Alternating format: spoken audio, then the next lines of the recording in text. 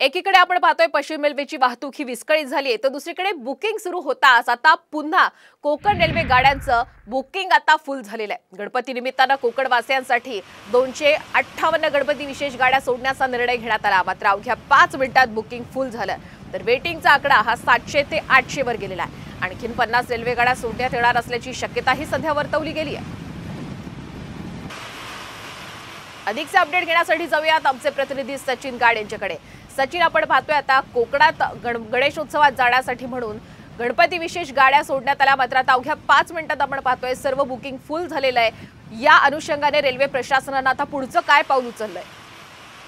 नक्कीच आपण बघतोय की गणेशोत्सवादरम्यान गणपती विशेष अशा 258 गाड्यांची घोषणा करण्यात आली होती। पश्चिम आणि मध्य आणि पश्चिम या दोन्ही मार्गांवरती या गाड्यांची घोषणा करण्यात आली होती। मात्र बुकिंग ओपन होतात अवघ्या 5 मिनिटांमध्ये या सगळ्या 258 गाड्यांचं बुकिंग फुल झालेलं आहे आणि आतापर्यंत वेटिंग लिस्ट ही 700 ते 800च्या घरात पोहोचलेली आहे। त्यामुळे नक्कीच कोकणवासियांची मोठी निराशा झालेली आहे। त्यांनी रेल्वे प्रशासनाकडे तक्रारी देखील केलेल्या आहेत आणि त्या तक्रारींना बघता आता मध्य रेल्वेकडून 50 गाड्या सोडण्यात येतील का याचा सध्या विचार करण्यात येतोय। मात्र अवघ्या 5 मिनिटात बुकिंग फुल झाल्यामुळे कोकणवासियांची मोठी निराशा झाल्याचं समोर आलंय।